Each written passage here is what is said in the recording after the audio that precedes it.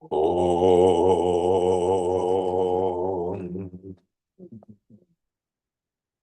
Om.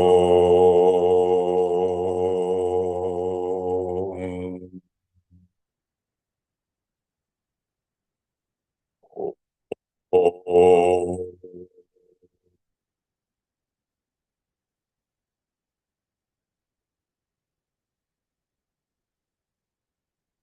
Gurur Brahma, Gurur Vishnu, Gurur Devo Maheshwaraha, Gurureva Param Brahma, Tasmai Shri Gurave Namaha.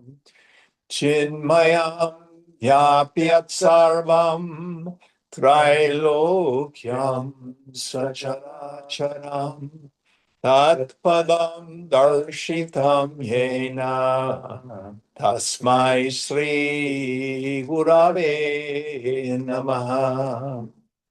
Tvameva Mata cha Pita Tvameva Tvameva Bandhuscha Sakha Tvameva Tvameva Vidya Dravinam Tvameva Tvameva Sarvam Mama Deva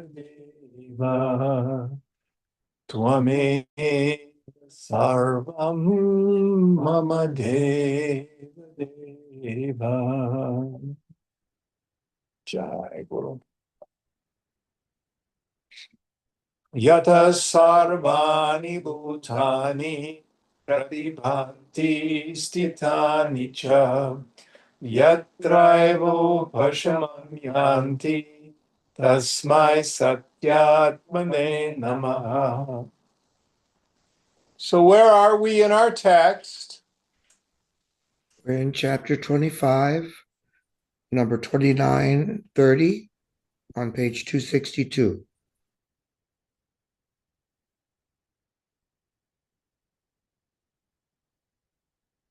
Hope is peace. Yeah. Sata kundalini prokta nadyo hridaya koshagaha अस्याम समस्त संबद्धा सैव प्राणमयी स्मृता प्राणपान स्वरूपत्वात् अध ऊर्ध्वं व्रजत्यसौ. Therefore, this power or energy is called Kundalini or the coiled one. All the nadis or channels of bioenergy in or going to the receptacle of the heart are connected with this. That alone is considered as consisting of prana or bioenergy. On account of its inherent nature being prana and apana, it moves up and down in the body. Yes, so to refresh our minds, our story, there's this couple, Chudala and her husband, Sikidvaja, they're a king and a queen, and they love each other a whole lot, and they've gotten into their advanced years, and they desire to commit themselves to yoga, to the science of self-knowledge. Chudala is very serious, so she follows the path of jnana, attains deep realization.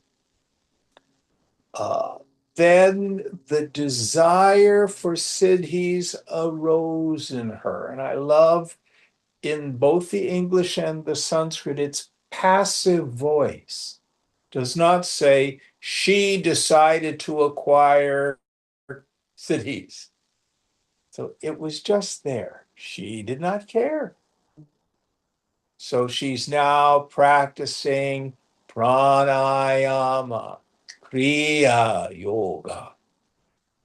And she's, again, this is an abridgment, so much of the text about Kundalini, etc., is not covered in depth.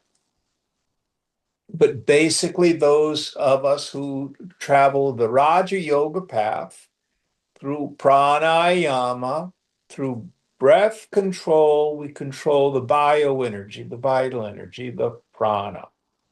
And here, basically, the prana, the inhalation, the apana, the exhalation awakens the kundalini, the coiled serpent. So let's see what happens after she awakens her kundalini.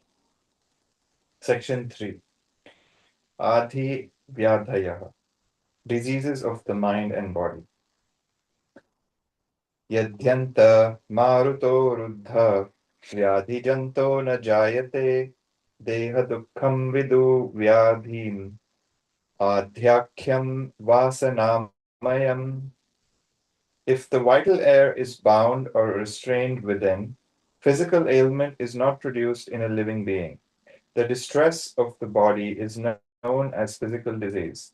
Mental affliction consists of mental impressions or knowledge derived from memory agitating the human psyche. Yes. Now, this is an incredibly important point.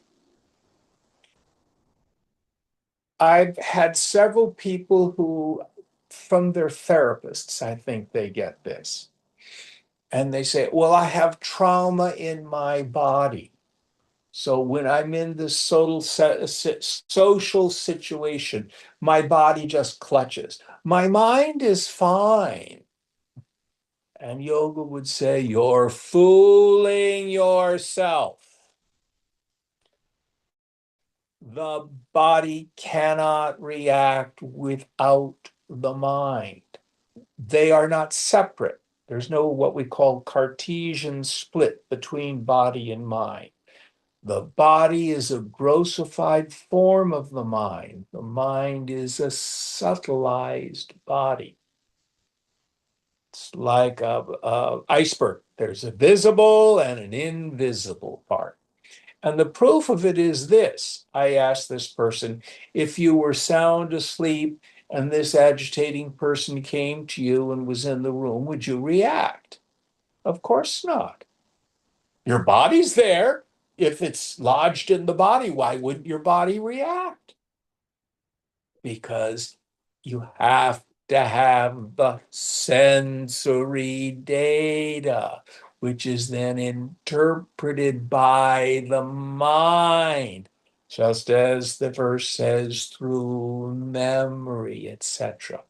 Now, I'm not saying that it doesn't get lodged in the body. This is why intensive body work can be so valuable. So, like Wendy has been going through Rolfing. So, when you're Rolfed and there's a knot in part of your body, do you have an emotional reaction? Sometimes, mostly not, but there have been a few times where it was, he obviously unlocked something very deep, and it was like, wow, what Yes. was And that? you've been doing this for a while. Long time, yeah. Yeah. been 12 So years, yeah. when I was Rolfed, out of the blue came all this emotional reactivity because the trauma in the mind and stored in the body, they're not separate. This is why doing asana can be so powerful. Asana is like rolling your own body, basically. Through the postures, you work not only on the knots and stuff like that in the body itself, but it also works on the nervous system. Include pranayama with that. So I like to say the body-mind complex is like an Oreo cookie. There are two sides, and the cream filling is prana. That's the way information moves back and forth between the mind and the body, back and forth through the vital energy. The vital energy can get blocked up because of some mental issue that will affect your health. Antithetically, doing pranayama and taking care of the various uh, uh, let's see, is it the bandhas where you restrained it? Isn't that the word they use? Yes? Yeah. Yeah. What you can do by freeing up the flow of the prana, it greatly increases your health, but it also contributes to serenity. If, big if, we also work on what is the cause of my mental agitation. As long as I'm convinced that people, places, things, and conditions can make me feel such and so and so, there's no hope of peace. This is where vairagya must be practiced, both for the Raja Yogi and the Jnana Yogi. As long as we still take the phenomenal world as real and it causes my mind states, I'm going to have trouble. So you've heard me say like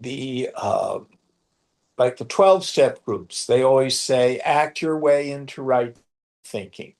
And the new agey metaphysical people say think your way into right acting, do your affirmations and visualization, stuff like that. Yoga says yes, work on it from both sides as you're intuitively led.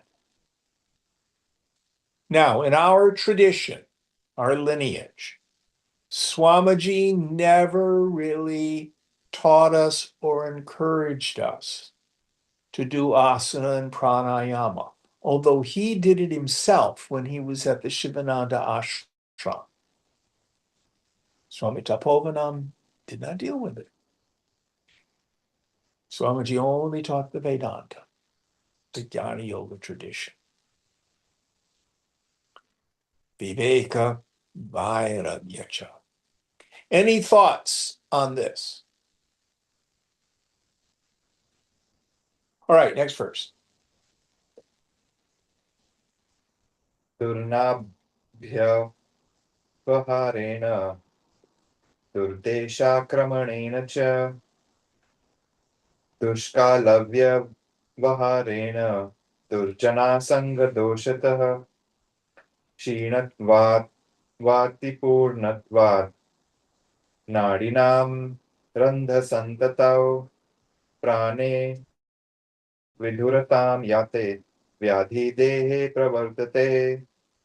Disease occurs in the body when prana or bioenergy reaches deprivation in the series of cavities of the nadis or channels of bioenergy such as nerves, arteries, and veins, due to eating of bad food, the occupation of bad places, the conduct of affairs in unsuitable time, the evils of association with bad people, and by the diminution or overfilling of the system with the necessities of life. Yes. So, because of unconscious or unintelligent living, these nadis can get blocked and things like that. And then we're not at ease. Instead, we're diseased. It's the meaning of the word. Now, Wendy and I were having a conversation before class tonight where you went to somebody who did little needles. What's he called? Acupuncture And what does acupuncture do? opens up the chi. Chi is just the Yeah. Chinese word for prana. Right, yeah. So, And well, these are the nadis where they put this is exactly what the teaching is. It opens up those blocked channels. That's what acupuncture does, Chinese medicine, as well as the herbs mhm. and change of diet. Exactly what Yoga Vashishtha is saying. So it's not just in Hinduism or Ayurveda, it's also in Chinese medicine. So the fact that Western medicine is only beginning to become aware of these subtle energy flows. I mean, Kaiser now will pay for acupuncture for pain management. I don't think they would describe it the way a yogi or a Chinese doctor would. But they do it. They've come a long way. Any thoughts on this? The body can affect the mind through the prana. The mind can affect the body through the prana. The energy goes both ways.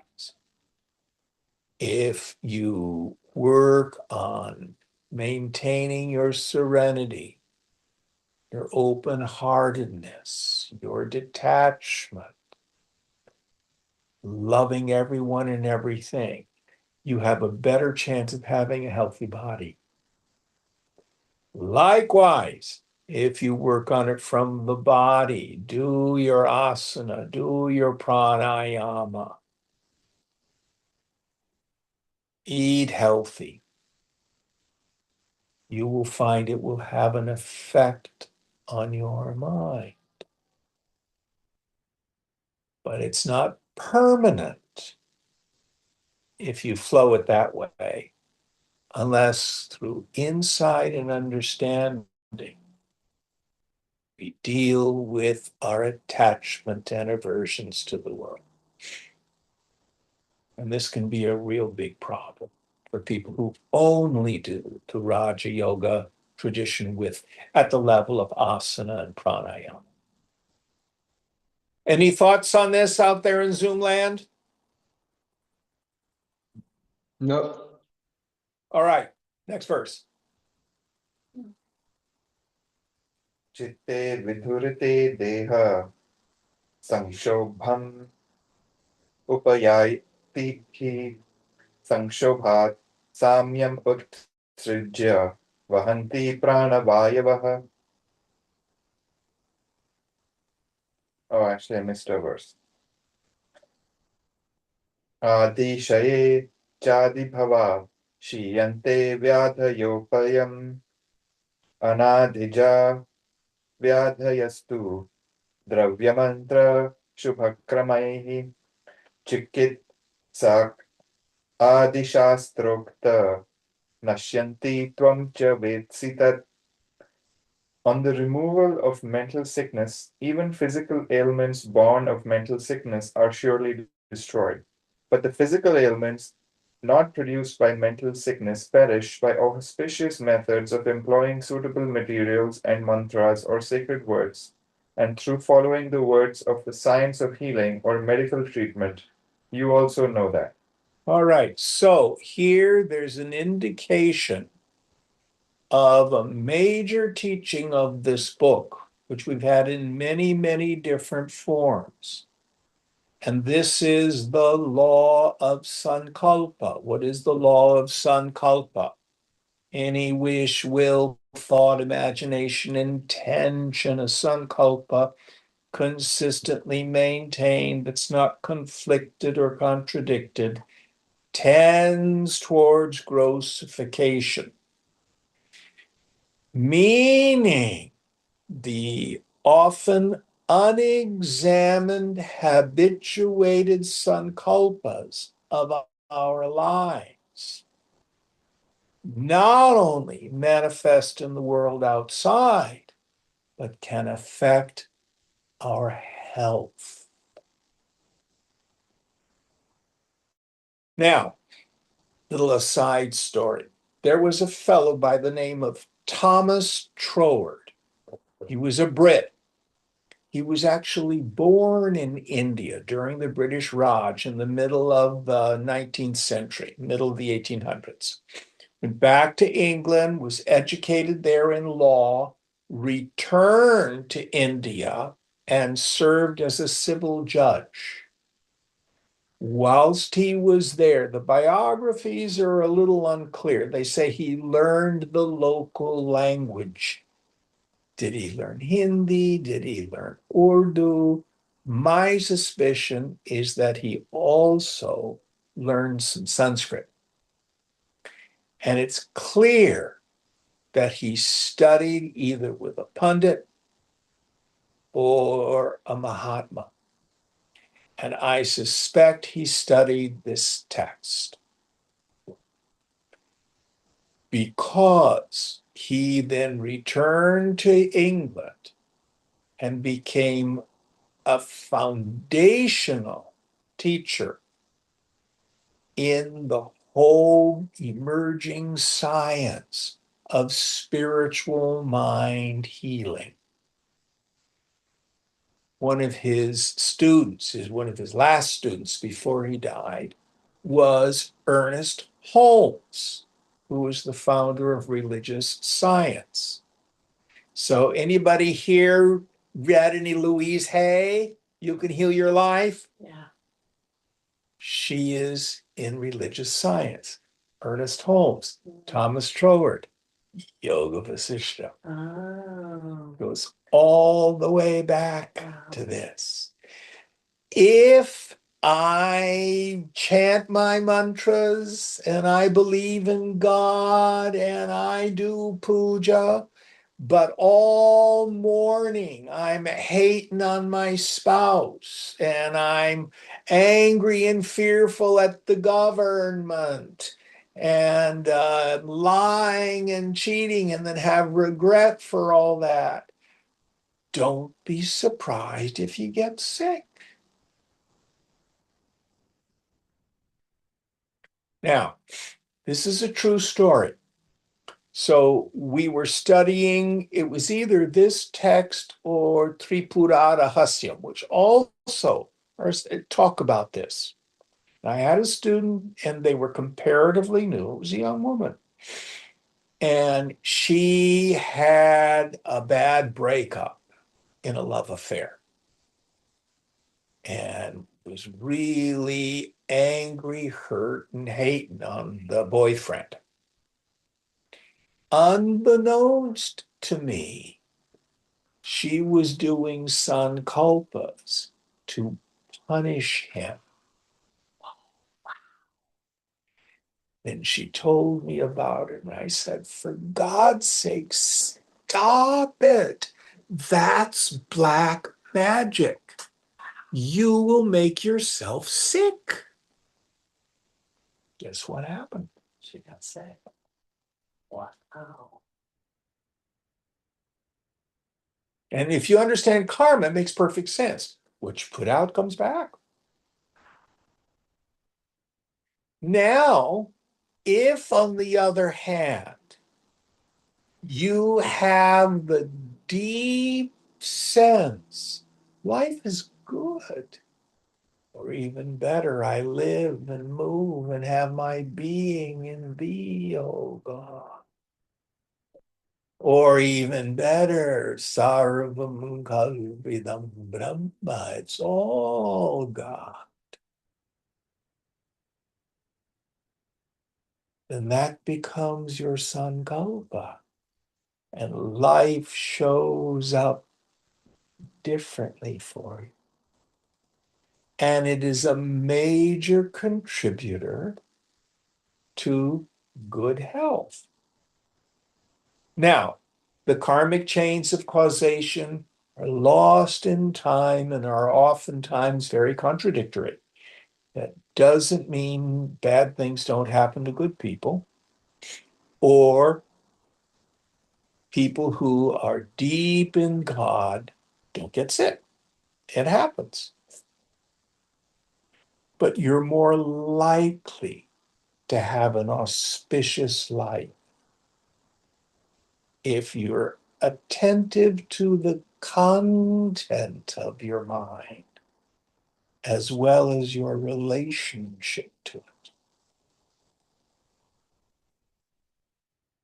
Now, thank God, the sankalpa of 99.999% of all the people in the world is, my mind isn't powerful, my thoughts don't count. So they have a sankalpa that disempowers their own mind because of the kind of thoughts that they think. It's pretty lucky that they don't manifest. But a yogi must begin to take responsibility. Not only, I am not my thoughts, I am not my feelings, but I understand my experience of the world comes about sankalpena, by means of the quality of my thoughts.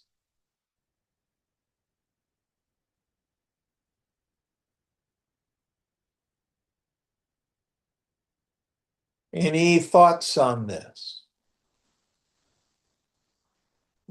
Can't spend all morning regretting, angry, pissed off at this,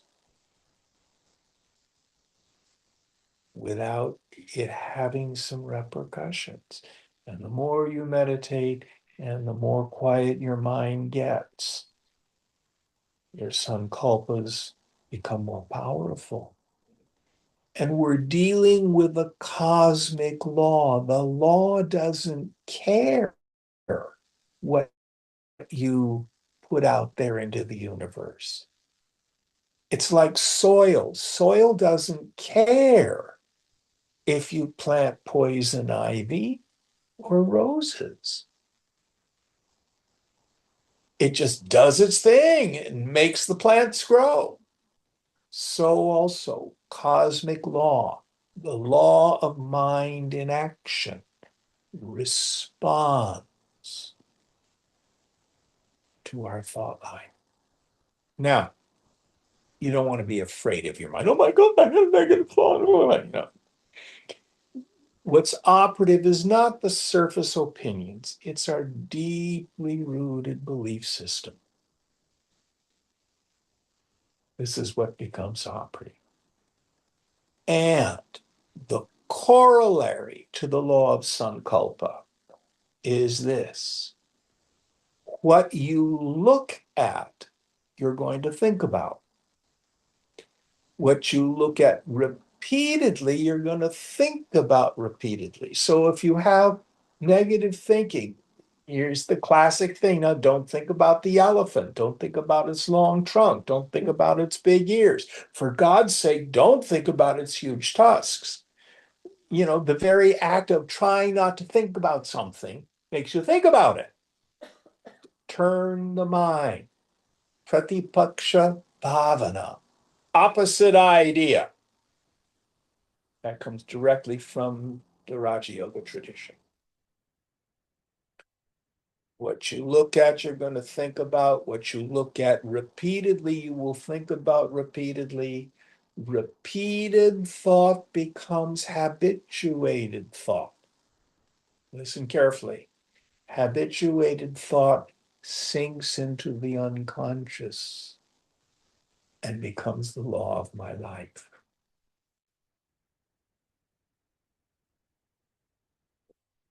How do I know what my deeply rooted belief systems are? What's the answer? Look at your life. Look at your life. Yeah.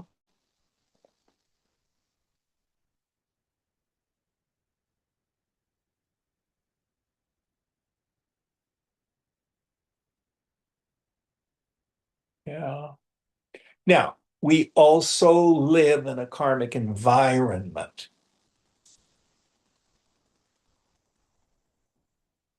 As an individual, my sankalpa has probably minimal to do with the stock market. But the group mind certainly does.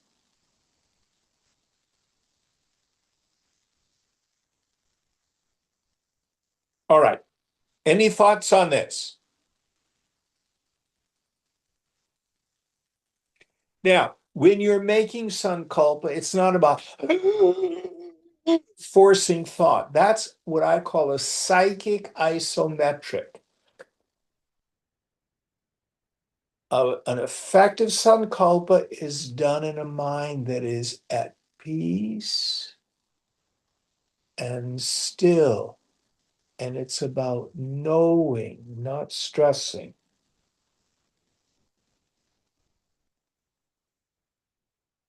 There's no power against it.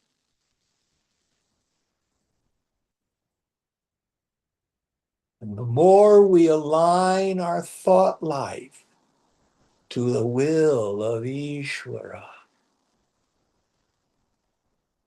the more powerful it becomes. What is the will of God? Love, compassion, all those virtues we inside feel. That's the will of God for humanity. It's what the Master Jesus, no, it wasn't Jesus, it was Isaiah who called it the peaceable kingdom. When the lion will lie down with the lamb, and the child will play with the adder, and your swords will be beaten into plowshares, and people will make war no more.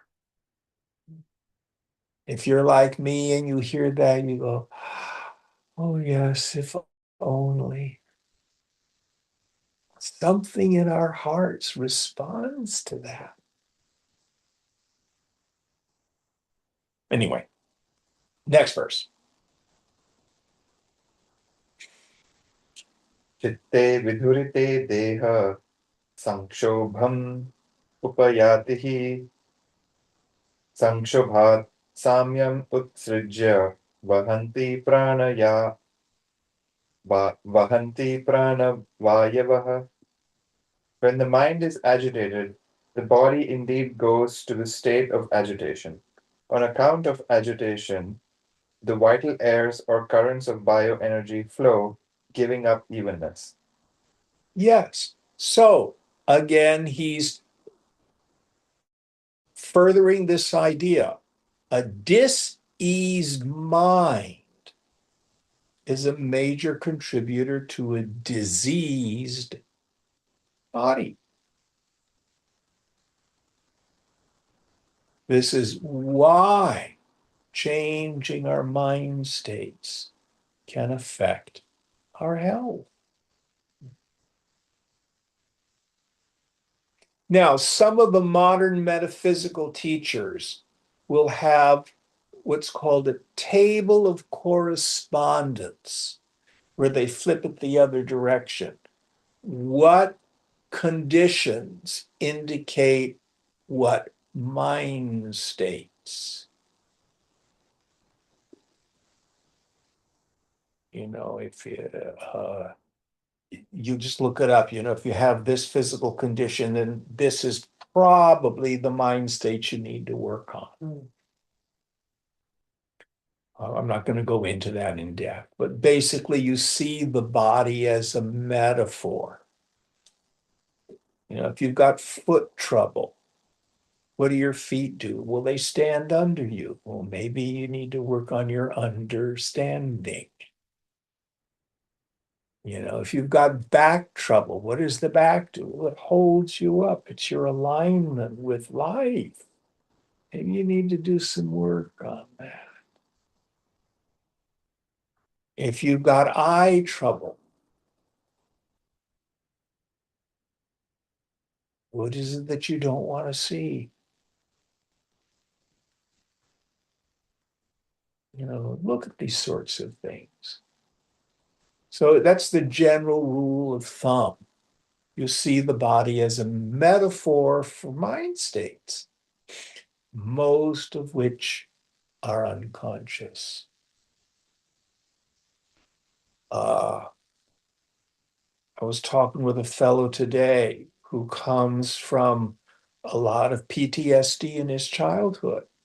And I think the word he used was he's hyper vigilant. Always afraid of what's going to happen. And, we get things like skin diseases because of that, and, upset stomachy things, it can cause this stuff. And a lot of it is completely unconscious. We don't realize we have these mental syndromes going on. Any thoughts on this? Other than, meditation and inquiry and looking at how our lives are running, it seems like getting into the unconscious is just a process. It is. Yeah, that And again, I used the term earlier, pratipaksha bhavana, the attitude of the opposite idea. So you start by staying with what is the healing idea, the opposite idea. So, for example, if you're hypervigilant in life, you might try taking on the mind state. No, I'm safe. This world is God's world. I'm okay. Well, first of all, the self in me is never touched, but even my body. The inevitability, it's born, it gets old, it dies. Why worry about the inevitable? I'm okay. There's no need to be frightened. Um, Fear. Oh, that's a big one. Fear can cause all sorts of issues in our health. Uh,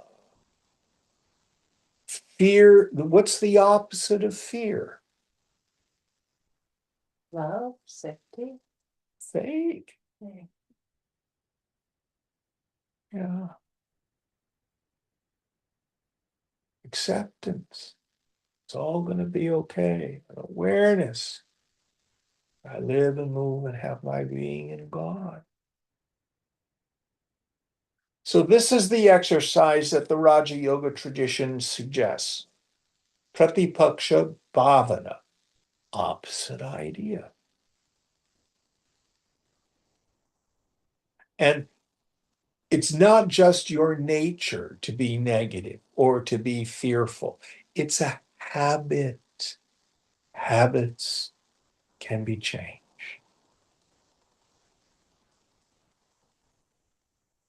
Any thoughts about this? What does self-realization do? It profoundly restructures the unconscious. Up to that point of direct realization, I feel like I am a person. That feeling has inherently a sense of impoverishment. I'm not enough, there's not enough. More, better, different. When I see the unreality of Jiva Bhavana, it's gone. What does it do? It totally restructures the mind, the unconscious. Why? I'm safe always. Nothing can touch me, nothing can harm me. It's all God. It's all good.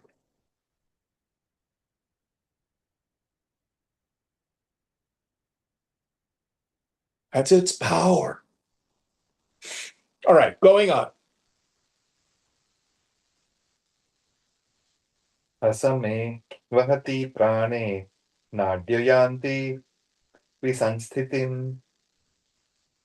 कुजीर्णत्वम् अजीर्वत्वम् अतिजीर्णत्वमेव वा दोष दोषायैव प्रयात्यन्नं नाडीप्राणा विपर्ययात्.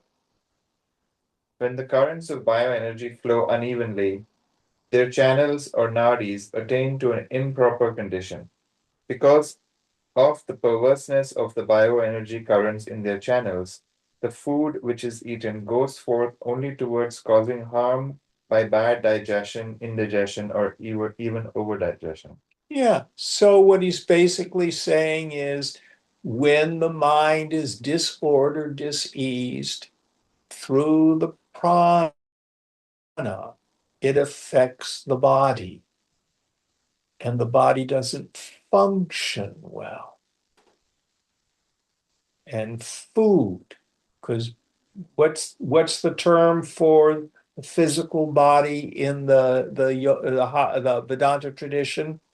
In the five koshas, what do we call it? Annamaya kosha. Annamaya kosha. What's annam? Cooked rice. Food sheet. Ramana Maharshi was once asked, how can I achieve a sattvic mind? And his response to that question of that disciple was, eat sattvic food. Food, properly eaten and digested through the prana, affects the mind. A serene mind through the prana affects the body. It's back and forth. So an intelligent person works on both. Going on. Yanyanani nirodhena tishthadyant sharirake nanyeva vyadhitam yanti parinamasvabhavatah evamadhe bhavet vyadhi adinashascha nashyati. The foods which remain within the body by obstruction to their proper digestion and assimilation, they alone go to the state of physical sickness by their innate disposition or tendency towards transformation or decline. Yeah. Thus, physical ailment can also be produced on account of mental sickness, and it perishes on the disappearance of such mental sickness. Yes. So again, it's not either or, it's both and. So a yogi like the Christian scientists say you can't take a pill, you can't, even take an aspirin, you have to completely rely on sankalpa. Yoga doesn't say that. It says work on both. Work on both. Going on. Yatha virekam kurvanti harityakya swabhavatah भावनावशतो मंत्रै कर्मणा साधु सेवया मन प्रयाति नैर्मल्यम् आनंदो वर्धते तदा. Just as myrobalans, astringent plum-like fruits, produce purging by their very nature, the mind attains to purity or stainlessness on account of contemplation or feeling of devotion by mantras or sacred words, by appropriate rituals, and by the service of the virtuous. Then happiness grows. Yes. So in the beginning, if we're not yet subtle enough to practice self-inquiry, love God with all your heart and soul and mind and strength. Do good. Be good. Take on the yamas and niyamas. Begin to correct your moral way of relating to life. It's so interesting. I was working with this person who's got a good intellectual understanding. He's a Buddhist, basically. And he has done 4-day retreats. He actually did a 10-day Goenka retreat. And what he had to confront is he had sticky fingers. He was been shoplifting. And it became intolerable for him. It was a big secret. So first of all, make amends. Fess up to it, pay back the money. Then second, why did you feel the need to steal? Fear. Fear of financial insecurity. Why do you have that? Basically, because I think I, on my own little tiny willpower, have to make myself safe and secure. That's a dumb idea.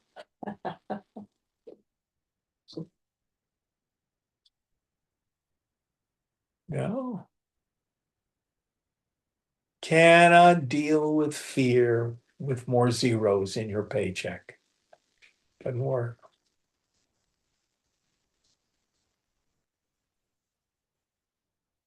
You deal with fear by surrender to God. Trust.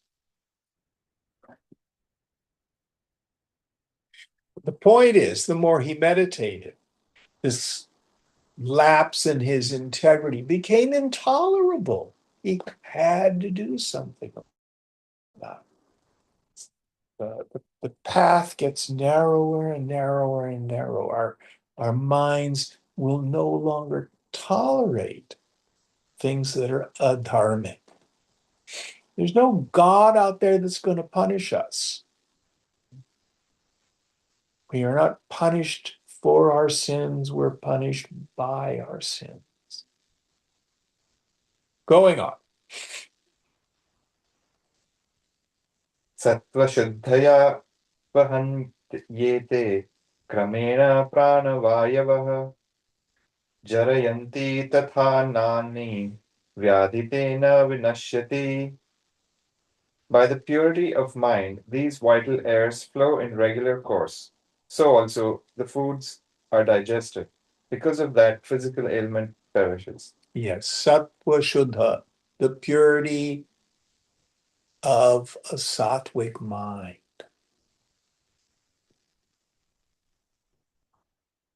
In Gita, Krishna says something that seems inconsistent. He says, "Oh Arjuna, be you vigunaihi, be you ever beyond the gunas." And then in the next line he says, "and ever remain in the sattvic condition." Well, make up your mind. Am I beyond the gunas or should I be in the sattva guna? Yes. First part of it.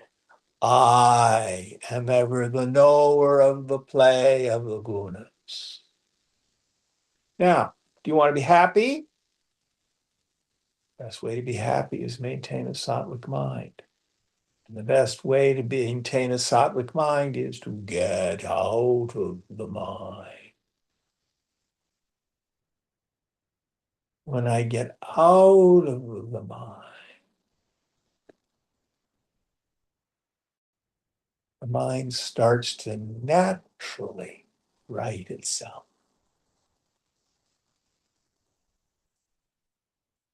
And then you know what you need to do. It becomes very clear.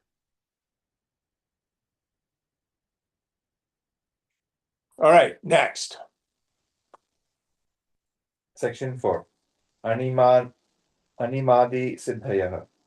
Supernatural powers like Animan or becoming as small as an atom. Kundalinyam katha yogam aduna prakritam shrinu tam yada purakabhyasat apurya sthiyate samam tadaiti mairavam sthairyam kaya kayasyapi natam tatha. Here now the original subject in the course of conversation on Kundalini, filling or strengthening it throughout the practice of puraka or inhalation of breath. When one stays evenly, then he attains to firmness or stability like the Meru mountain and also stoutness or strength of the body. Yes, so through this pranayama, physical strength, stability is attained. Now, I want to do an aside and talk about a conversation that Swami Tapovanam had. So people who were practicing Raja Yoga were asking him about siddhis, powers, flying through the air. He says, "Oh, you want to fly through the air? A bird can do that. You want to, as this verse said, sit still like a mountain, unmoving. A rock can do that. You want to stand on one leg in vrikshasana for hours. A tree can do that. I will tell you what the greatest of all siddhis is. Mahasiddhi. Peace of mind. The person who has peace of mind and the santosha, the contentment that comes with it, needs nothing else.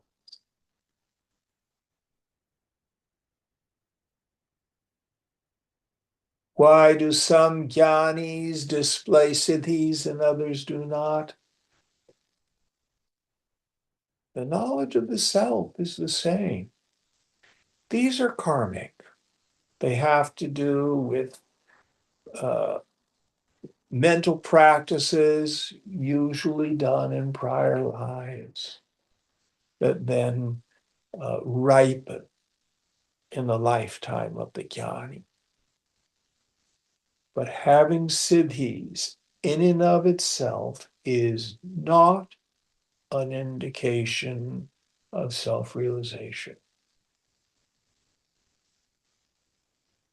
And there are some teachers who have a lot of charisma. They might even have some powers, but may oftentimes not be men of wisdom or women of wisdom. You know how you can usually tell? They want your money. They want to stuff you. They want to micromanage your life. They want to be worshipped.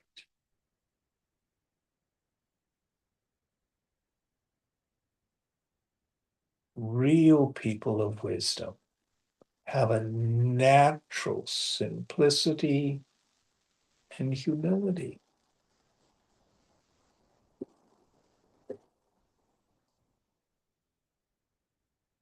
And when we're around them, we get what the Christians call the odor of sanctity.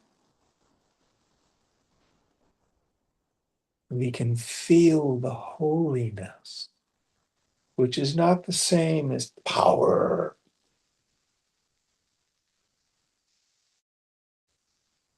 It may have both.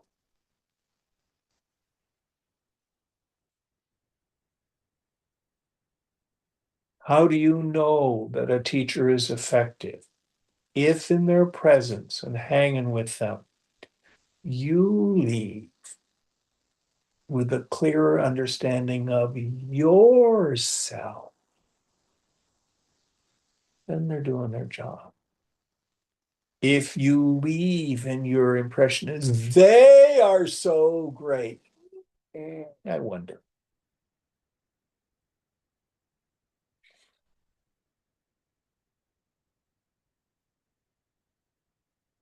All right, going on.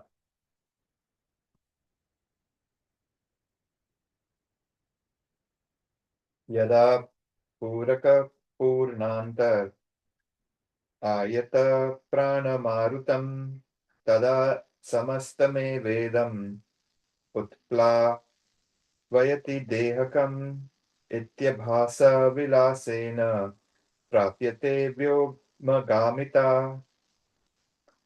When the vital air is restrained within after filling up through inhalation, then one floods this body in entirety with prana or vital energy. Through exercising such discipline, the power of moving in the sky is obtained. Yes, and so this is just a catch-all phrase of one develops siddhis.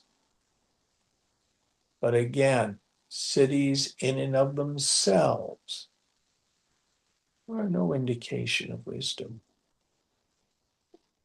It's like going to the gym. and you see some woman or some guy and they're super, super buffed with big muscles. How do you get big muscles? You go to the gym all the time. You exercise, you eat right. But it's no indicator of wisdom to have big muscles. Likewise, having cities in and of itself is not an indicator.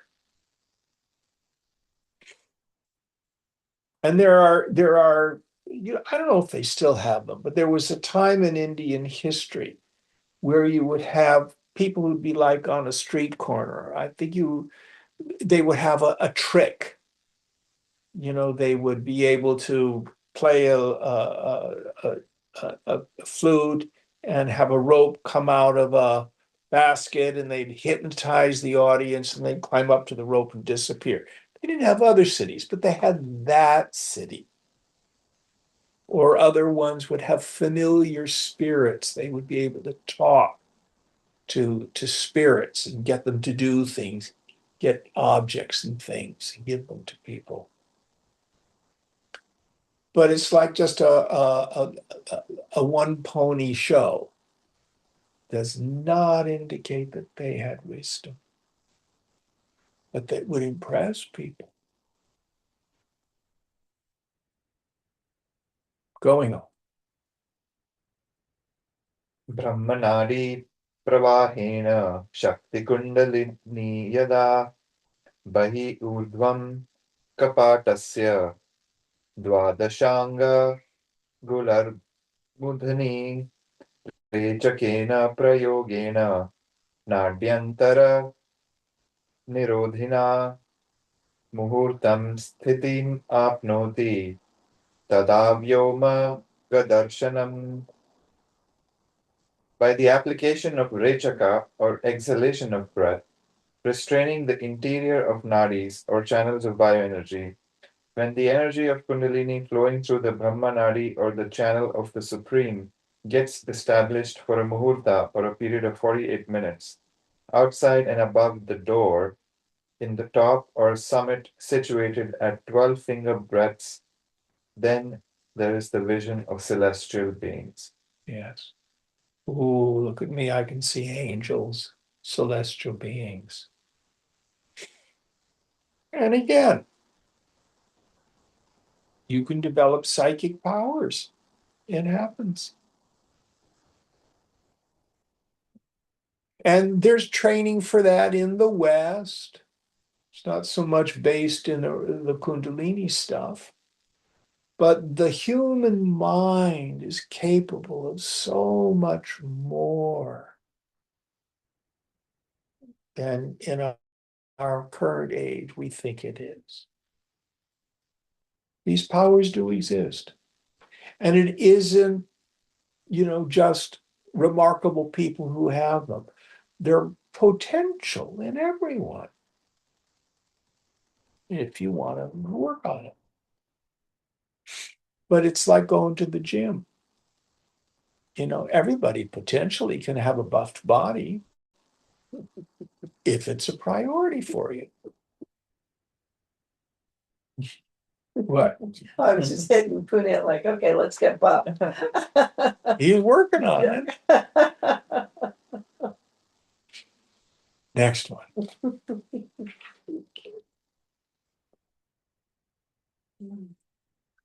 मुखात् बहिः मुखात् बहिः द्वादशान्ते रेचकाभ्यासत चिरं प्राणे च स्थापिते देहम् अन्यं च प्रविशत्यसौ.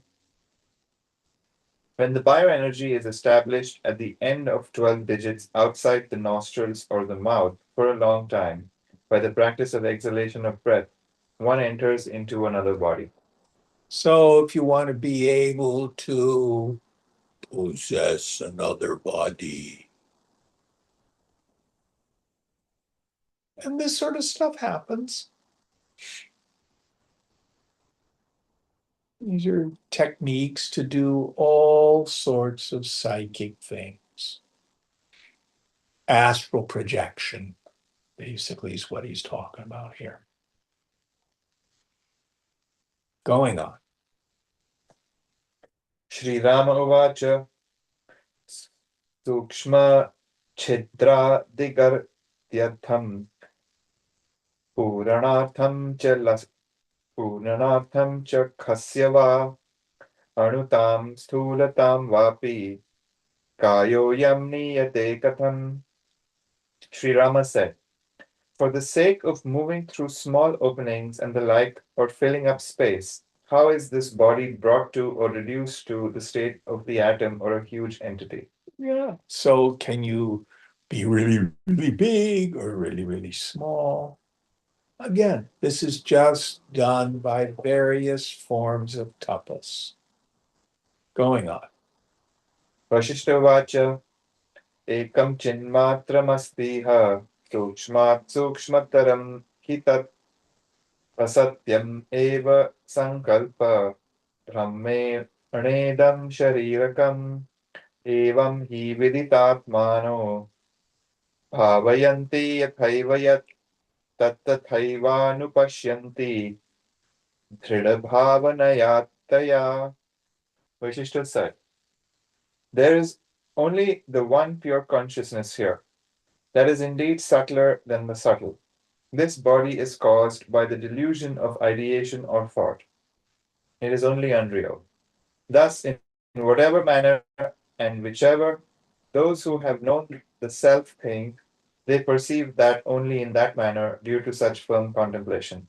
Due to such firm contemplation. So probably the best known example of this is Babaji, who has appeared to people for hundreds of years.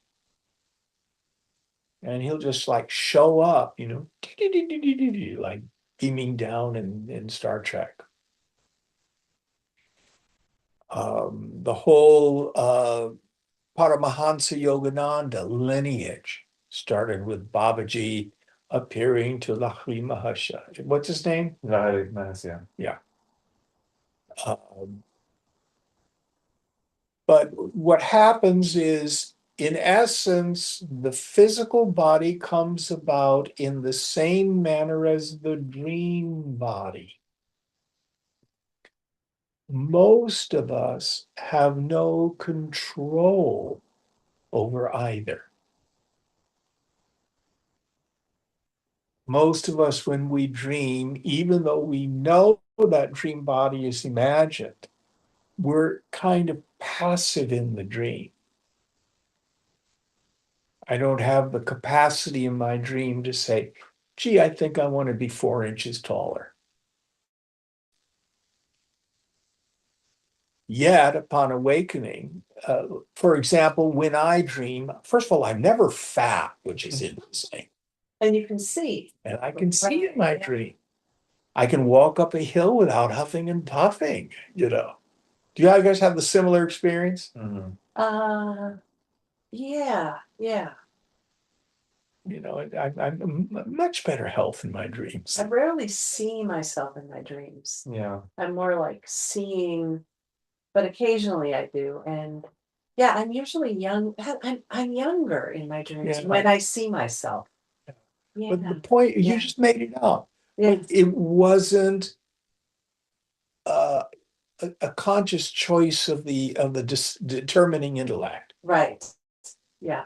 It just kind of happened that way. Yeah. And what it is, it's the undigested impressions of the waking state.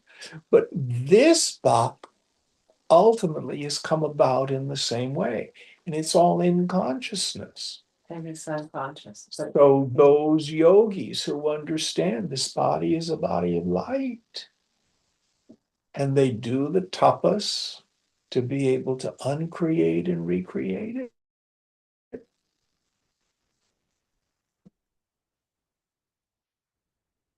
Why? Now, you've all heard me tell this particular story. I had a student for a while, and he was a practicing Raja Yogi, and he was reading some book about yogis in the Himalayas who lived for 400 years. And he had just gotten involved in a very romantically rewarding relationship. Let's just put it that way. And he says, "Oh, I would like to do that. Can I live for 400 years?" And I said to him, "Well, first of all, you're going to have to give up having sex because you've got to redirect all that bindu, that energy, and then you bring it up through the hole in the top of your head and stuff like that, and live for 400 years." And then I asked him, "So what happens at year 401? You're dead. You're just as dead as the person who dies at 71 or 81 or 91 or 21. Nobody stays in the physical body forever. Even when Jesus raised Lazarus from the dead, the poor guy had to do it a second time. He does not live in Emeryville. Even the Master Jesus, who was such a Mahayogi, he was able to raise his physical body from the dead. 50 days later, what does he do? Disappears. Yes. Disappeared. Guru Nanak turned his body into a rose, but physical body gone.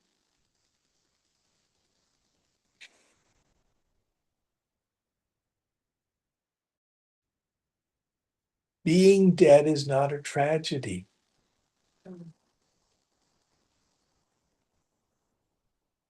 All right, going on. सत्यभावेन दृष्टोऽयं देहो देहो भवत्यलं दृष्टस्वत्व सत्यभावेन व्योमतां याति देहकः. Seen with the idea of reality, this body surely becomes the visible body. Seen with the idea of unreality, the body attains to the state of the sky or space, that is, it becomes insubstantial. Yes. Yeah.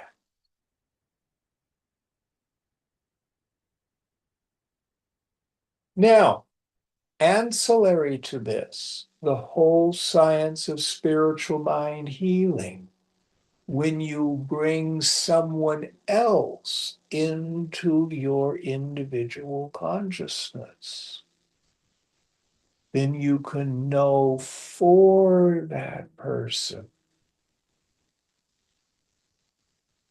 that their body is healthy, that all the systems in their body are working perfectly.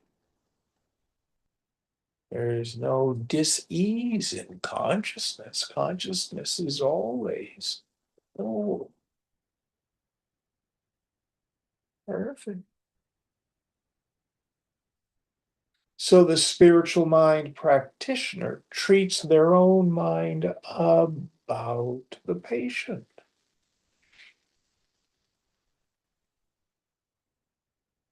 That's how it works. And I was trained in this for 7 years before I met Swamiji. And I do this work for people when they ask. I don't talk about it too much because there's one big trap. You can do what we call a treatment, treat your own mind. I'm going to just be simplistic about it, to get a Cadillac. And you might really get the Cadillac. But if you haven't dealt with the underlying belief that yet the Cadillac's going to make me happy, you're still caught with the lie. I'm not enough, there's not enough. And that's far more important, to remove that false idea. So you got to be very careful I talk about the law of mind in action for people who have some background in study. But it can lead you down a sidetrack of just being caught up as a bogey, a desire of desires. You just have more skillful means to do it. Then you're all caught up in manifesting. And that doesn't, in the end, it doesn't solve the problem. It doesn't solve the problem. All right. Are we close to the end of this chapter? We have one more verse for the section. Do one more then.